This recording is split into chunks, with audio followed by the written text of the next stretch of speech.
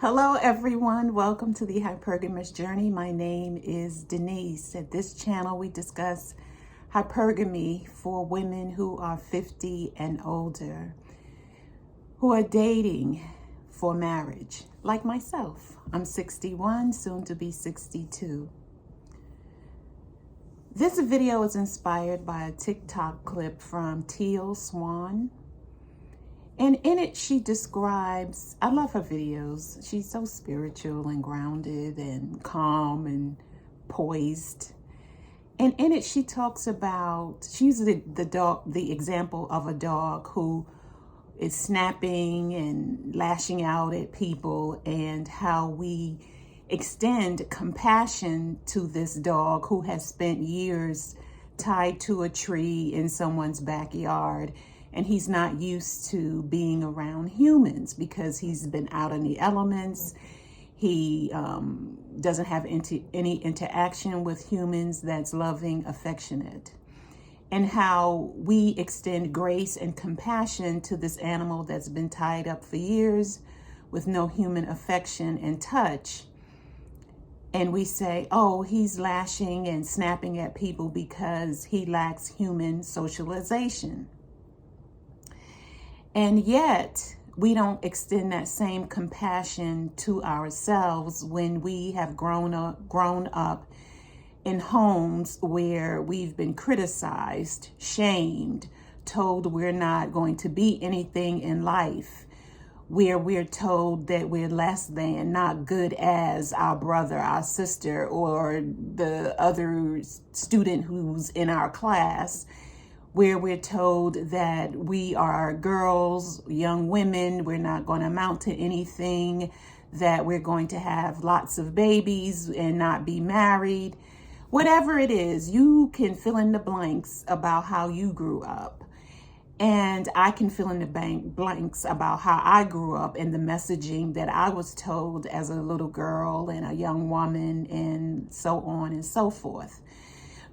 But the thing is that we can extend that compassion and understanding to the dog that's been tied up, but we cannot, or we forget to extend that same compassion and grace to ourselves when we are stuck in a particular situation, or we find it difficult to extricate ourselves emotionally from a person, extricate ourselves from a particular situation. We do not extend the same grace, compassion, understanding to ourselves as we do to the dog that's been tied to a tree.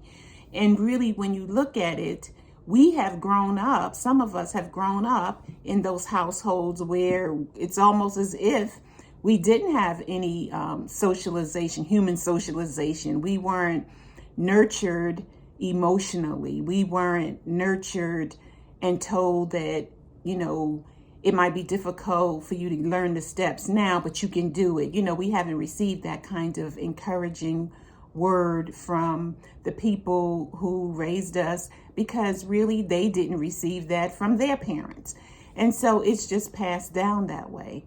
So I'm going to encourage you, ladies, to give yourself grace, to give yourself compassion, to give yourself understanding, and to work on whatever it is that triggers you, that traumatizes you, that you don't like about yourself, to work on it. And to grant yourself compassion, because it doesn't happen overnight. It does not happen overnight. I remember when I started journaling when I was 13. It's called journaling now, but in when I was 13 in the 70s, it was called writing in your diary. I still have my very first diary. And I've been journaling and diary writing ever since, all through high school, all through college, up till today. And I'm 61 years old, so we're talking about 50 plus years of journaling and writing about my feelings. And one thing that I know that the universe never fails to do, and that is test you. Test us on whatever it is that we think we have overcome. Whatever trauma it is, whatever it is, the universe will test us to see if we've really learned the lesson, to test us to see if we've really gotten over or overcome the trauma or the trigger. And based on my experience, I got over it this much. In my mind, I think I've overcome it this much. But then the trigger will happen, and then I realize, boy, I still have a lot of work to do on that. And so what does that work look like? To me, it takes at least a three-prong, P-R-O-N-G, a three-prong process, which includes therapy for me. Therapy, I've been going in and out of therapy since my 20s. So I'll stop when I think I'm better, and I'll go back when I think I need to. So I've been going in and out of therapy since my 20s. So the three prongs for me are therapy, journaling, and affirmations.